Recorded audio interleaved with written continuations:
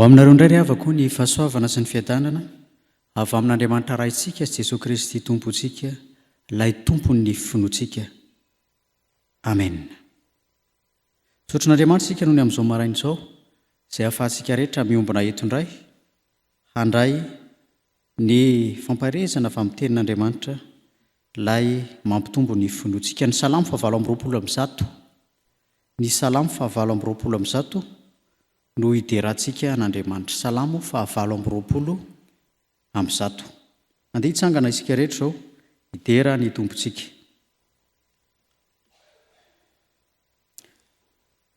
Salamo 7:20 hideran'ny tompontsika manao hoe: sambatra izay rehetra matahotra an'i Jehova, dia izay mandeha amin'ny lalany, fa hohanina tokoa ny asan'ny tananao.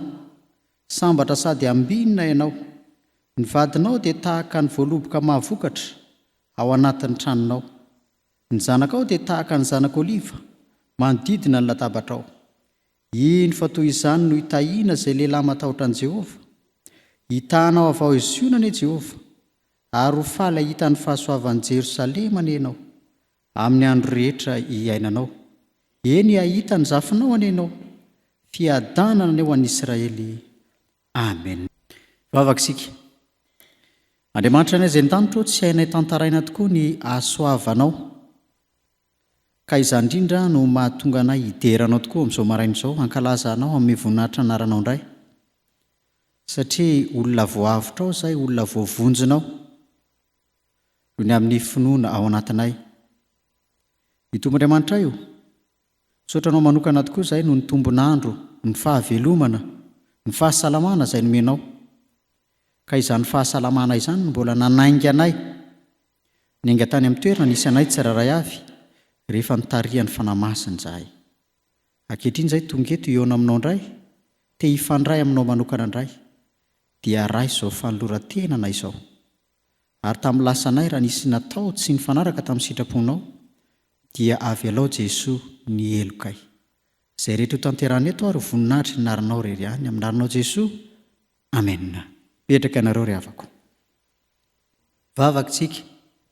Jesoa misaotranao no ny amin'ity fotoana ity izay ahafahanay hiaino ny teninao, nandray ny hafatra avy aminao Andriamanitra indray, mba ahafahany ny finoanay mitombo hatrany ao aminao. Dia enofana masina ny hampisokatra ny vavahady-tsainay, ny fonay koa aniriny ny teninao sy hamokarany izany be. Amin'ny naranao Jesoa. Amen. Ny mofinainantsika amin'ny tian'io ity ry havako dia ny Jakoba 4:2. Ny Jakoba 4:2. Rehefa mijery mofinaintsika dia manomboka eo amin'ny 2:20 ny tao, fa manomboka eo amin'ny 1:20 no izy. Manomboka eo amin'ny 1:20 mitsahatra eo amin'ny 4:20.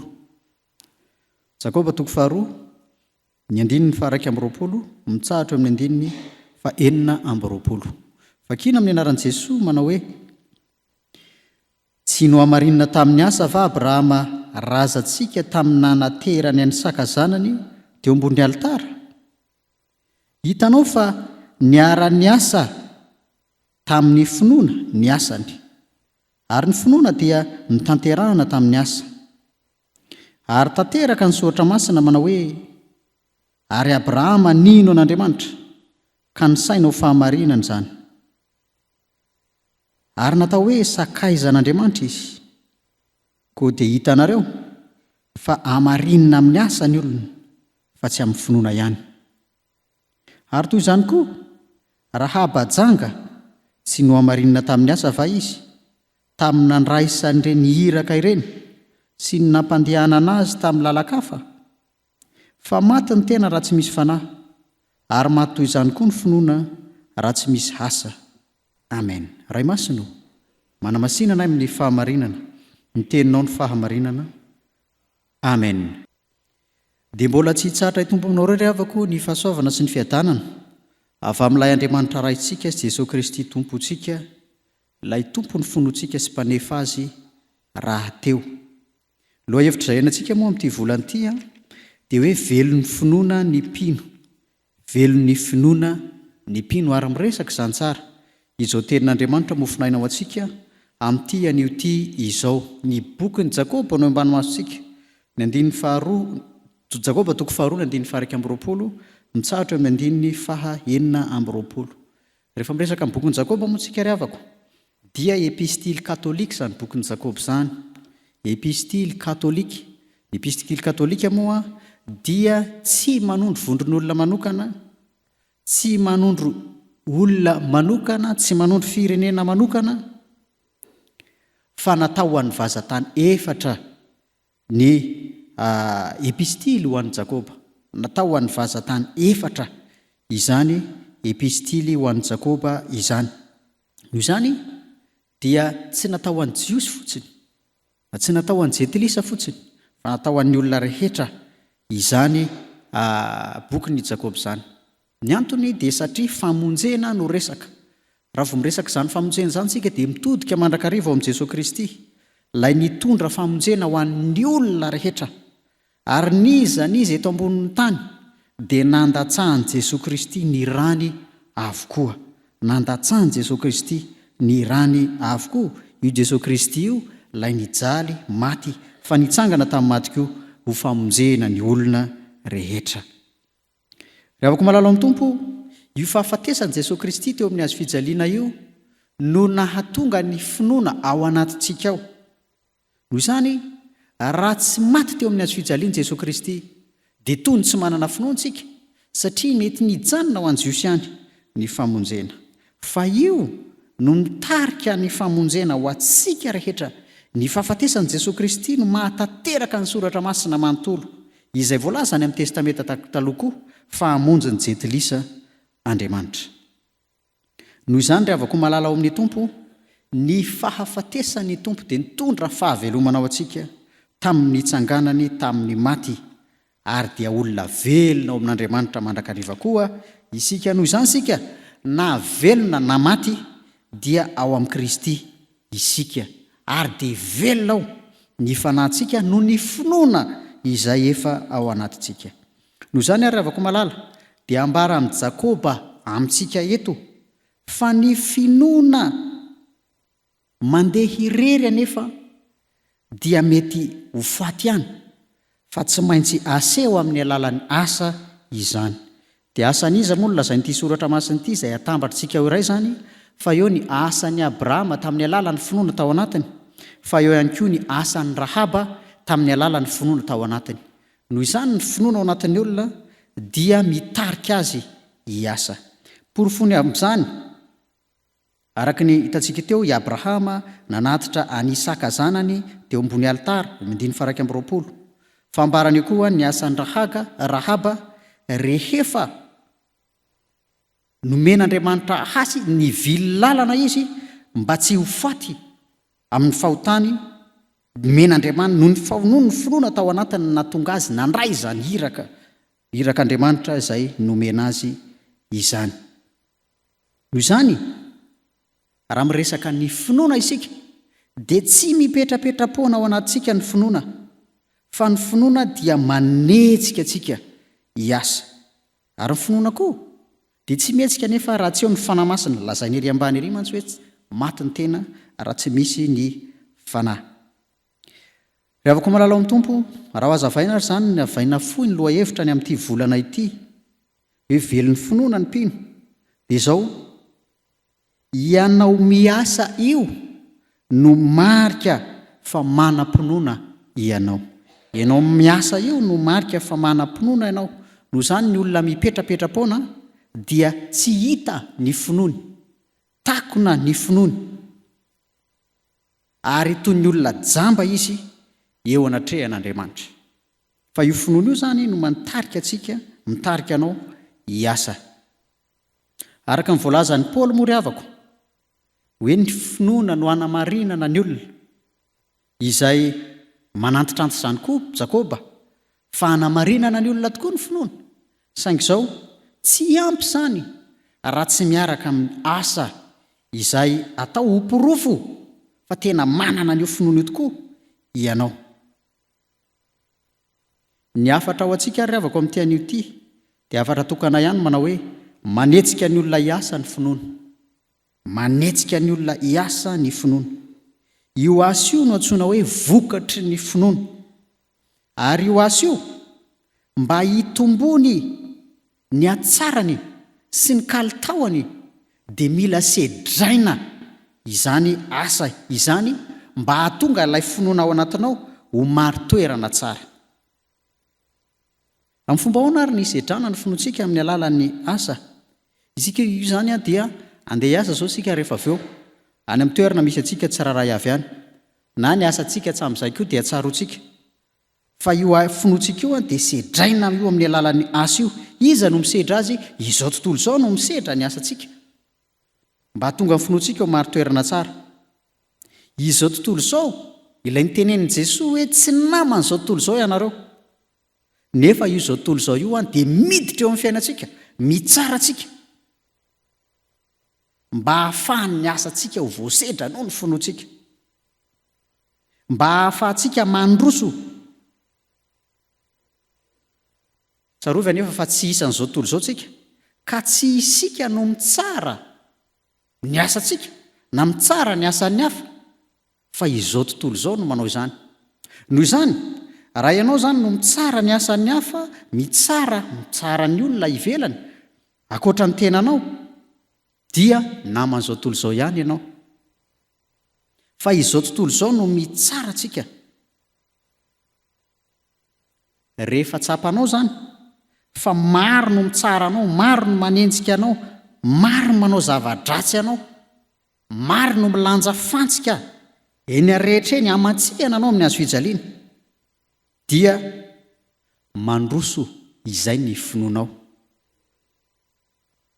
Fa ianao mahatsiaro milamina tsara, tsy misy mpanenjika, tsy misy ninina, fa dia tena milamina, dia naman'izao tontolo izao ihany izany. Ka izany izany no ahafahantsika mandinika ny tenantsika tsara hoe aiza ho aiza aho amin'ny finoana izay ananako. Ny finoana mitombo dia hamarinina amin'ny alalan'ny asa tsara sy asa betsaka. Izany moa dia ny hiraka nampanaovin'Andriamanitra antsika tsiraray avy anie, ny hiraka eo amin'ny fanompoana, ny hiraka eo amin'ny asa ataontsika tsiraray avy, ny ady fanomezam-pahasoavana nomen'Andriamanitra anao ahafahanao manana asa hamelomana ny ankohonanao, iainana mandrisi ny andavanandro, ny fanomezam-pahasoavana, ny talenta maro samihafa izay anananao, izay ampiasainao izany mba hijereny ny manodidina anao. Noho izany izany rehefa miasa isika mba hisedrany ny fiarahamonina antsika, hisedrany ny manodidina antsika, hisedrany izao tontolo izao antsika, dia tsy mila manao asa miafina isika, fa mila atao hitan'izao tontolo izao mihitsy ny asantsika mba ho tsarainy. Raha ny bokin'ny Jakoba no jerentsika manokana sy ny maha-protestanta réformé atsika, ireto ary avako misy seha-pitsarana lehibe izay tsy maintsy atrehantsika mba hisedrana ny finoantsika. Dia ireto izany, Jesoa ihany no milaza an'ireto.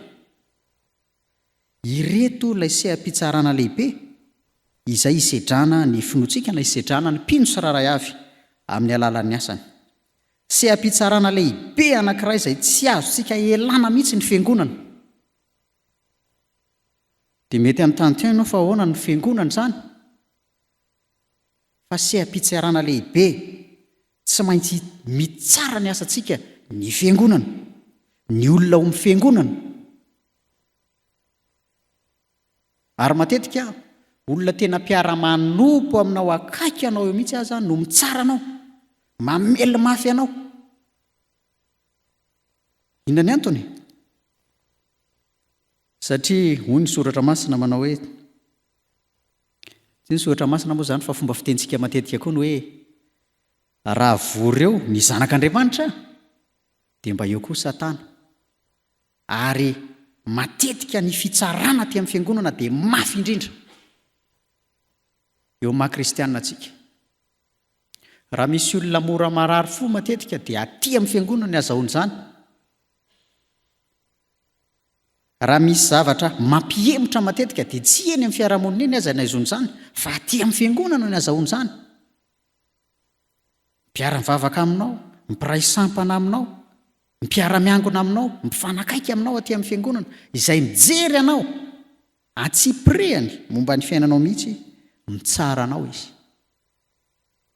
toy ny tsaran'ny olona ny Jesoa. Jereo fa seha-piangonana aloha no nitsaran'i Jesoa, zay vao sehatra ny fanjakana. Izany dia mila tadiditsika manjakarivo izany ravako malala ao amin'ny Tompo. Izany anefa dia natao hisedrana ny finoantsika mba ho maro toerana tsara izany finoantsika izany. Fa araka ny efa natsidiko teny aloha dia seha-pitsarana lehibe anankiray ihany koa izay hisedrana ny finoantsika ny fiarahamonina izay misy atsika eo any amin'ny fiarahamonina misy atsika any. Tsy miala amin'ny fitsaran'ny fiarahamonina na oviana na oviana isika satria ny 80% ny fiainantsika dia eo amin'ny fiarahamonina eo. Raha tsy hoe olona tsy mba mipetraka eo amin'ny fiarahamonina nga ianao fa mandeha lava nefa ankoa misy fiarahamonina. Raha tsy hoe olona mihidy atrano tsy miseho masoandro nga ianao nefa na izany koa aza dia efa hitsarany fiarahamonina anao. Fa inona moa ny antony tsy voan'iny olona inona sy ny sisa sy ny sisa, efa hitsarany noho izany izay ataontsika rehetra dia hitsarany fiarahamonina atsika avokoa. Ravako malala ao amin'ny Tompo, tsy maintsy miresaka sy mitsikera atsika ny fiarahamonina naiza misy atsika. Fa sehatra anankiray izy tsy maintsy atrehana koa indraindray ny tribonaly io fatatsika io satria seha-pitsarana misehatra amin'ny fanatanterahana lalàna mihitsy. Mety ho atrehana koa izany amin'ny ady samihafa, tsy maintsy atrehana. Zao mandeha ny ady tany ny zavatra maro isan-karazany toy izany dia miatrika an'ireny ny olona. Fa maha-kristianina atsika dia natao hisedrana ny finoana avokoa ireny, hoe manahoana marina ny filazanao ny marina, ny fitenenanao ny marina, ny fijoroanao amin'ny marina no ny finoana izay ao anatinao. Ravako malala ao amin'ny Tompo, sedrao amin'ny asa ary ny finoanao mba ho mafy orina, mba ho mahitsy fijoro tokoa ianao amin'izay rehetra misy anao. Noho izany ravako malala dia andao hiasa isika, fa ny finoantsika dia tsy maintsy miaraka amin'ny asa mandrakariva. Fa raha vao tsy miaraka amin'ny asa izy, mijanona fotsiny eo izy, na ny fanan'Andriamanitra izay nomeny atsika ao anatintsika aza dia tsy miasa ao antsika izany fanan'Andriamanitra izany. Noho izany ary dia ataovy tsara ny asanao. Andeha hiasa ianao amin'ity anio ity dia ataovy tsara izany asa izany, mijoroa amin'ny finoana marina. Fa rehefa manana izany finoana marina izany ianao dia tsy ho vita niza ilay seha-pitsarana telo teo ny manozongozona anao. Ataovy miavaka ianao noho ny finoana velona ao anatinao. Ny asa ao tokantrano koa, ny fifanampiana ao tokantrano izay atao, ny fijerena ny sakafo hohanina sy ny zavatra maro samihafa toy izany dia asehoy amin'ny alalan'ny finoana velona ao anatinao. Satria velomin'ny finoana ianao dia aza mihinana zava-mahafaty, aza mandray zava-mahafaty avy any ivelany. Zavatra tenenin'ny dokotera amin'ny olona matetika ny hoe ianao toy izao ianao, tia ny fahasalamanao, noho izany dia tsy tokony hihinana ny reto avy ianao. Fa ozy ilay olona hoe araraotina ny fahavelomana fa aloha hohanina ny daholo ihany aloha. Ireny ilay hoe mihinana zava-mahafaty. Fa noho ny finoana ao anatsika ry havako, dia io finoana io manokatra ny masontsika, ny masom-panahintsika, manokatra ny vavahady-tsainantsika dimy rehetra ireo, ny finoana ao anatsika amin'ny alalan'ny fanahy masina. Noho izany dia tokony hijery tsara tsika, handinika tsara, hieritreritra tsara amin'ny fihetrentsika ny fiainantsika isanandro isanandro. Farany havako, ny tenin'Andriamanitra farany eo amin'ny farany eo, andeha mba hiarahantsika hamaky izao. Hovakitsika miaraka hamaranantsika izao afatra Andriamanitra izao, ny eo amin'ny andininy 5:20 sy ny 6:20. Fa ny andininy 6:20 moa no tena horaisintsika. Hamaky izany tsika amin'ny anaran'ny Tompo manao hoe ary toy izany koa raha habajanga tsy no hamarina tamin'ny asa fa izy tamin'ny nandraisan'ireny iraka ireny sy ny nampandehanany azy tamin'ny lalakafa, fa maty ny tena raha tsy misy fanahy ary maty zany toy izany koa ny finoana raha tsy misy asa. Amen. Ivavaka isika ry havako. Andriamanitra anay ao misaotranao izay noho ny amin'ny teninao izay nambaranao indray tamin'izao marain'izao. Teny izay mamelombelona ny fananay tokoa, mampitombo ny finoana indray, ahafahanay manatanteraka asa tsara any amin'ny toerana izay misy anay tsy raray avy any. Ary tsaroanay fa izany asanay izany dia mila sedraina mba hampitombo ny finoanay. Ny finoanay koa dia mila sedraina mandrakariva amin'ny alalan'ny asa izay ataonay. Noho izany dia tsy tokony ho kivy izay na ho ketraka amin'ny fitsarana maro samihafa mety azo anay, na eo anivon'ny fiangonana, na eo anivon'ny fiarahamonina, na eo anivon'ny fitsarana any amin'ny tribonaly sy ny fitsarana toy izany koa. Fa hisedrana ny finoanay avokoa izany mba ho maro toerana ny finoanay. Ankehitriny izay Tompo, dia mivavaka manokana indray ho an'ireto mpanompon'Andriamanitra izay nanatrika maraim-baovao reto. Ho tahinao izy ireo, ho arovanao izy ireo, ambininaao izy ireo amin'izao maraina izao, amin'ity tontolo andro manontolo ity, mba hita fitio eo masonao Andriamanitra sy eo mason'ny olona. Mivavaka manokana izay ankehitriny, satria misy fianakaviana eo anitin'ny fiangonana ankehitriny izay tramanjoa. Ianao Andriamanitra hampionona ny fon'izy ireo. Ianao Andriamanitra hameny ny banga indray, satria mavesatra izany tratra ny fisarahana manainy ety an-tany izany. Noho ny aminao Andriamanitra ilay tompo ny finoanay sy mpanefa azy, no ao amin'ireo olona ireo amin'ny alalanao fanahy masina, mpitarika, mpanavao hatrany. Ka ninon'inona zava-manjoa ety an-tany dia tsy ho resy ny fifaliana ao anatinay, ny fiadanana ao anatinay. Fa tsy izy ireo ihany fa iza rehetra koa dia toy izany. Mba hanana fifaliana sy fiadanana hatrany izay eo amin'ny fiatrehanay ny fiainanay andavanandro sy ny fiainanay manontolo. Dia azara fifaliana ho an'ny hafa koa izay, satria manana ny finoana ao anatinay. Ny Tompo Andriamanitra io, izay rehetra tsy voatononay tamin'izao marain'izao nefa fantatrao fa mahasoa anay, dia tanterao izany.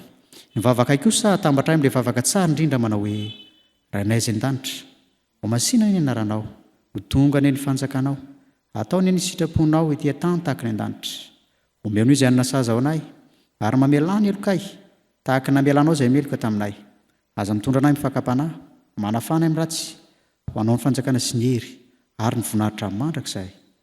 Amen. Raisa amin'ny finoana sy ny fanantenana ry havako ny tsodrano, tononona amin'ny anaran'i Jesosy Kristy Tompo manao hoe: ho aminareo rehetra anie ny fahasoavan'i Jesosy Kristy Tompo sy ny fitiavan'Andriamanitra ary ny firaisana avy amin'ny fanahy masina. Amen. Hipetraka nareo ry havako, hivavaka mangina isika.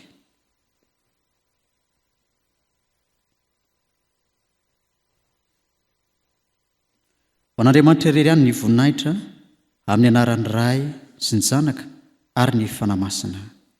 Amen.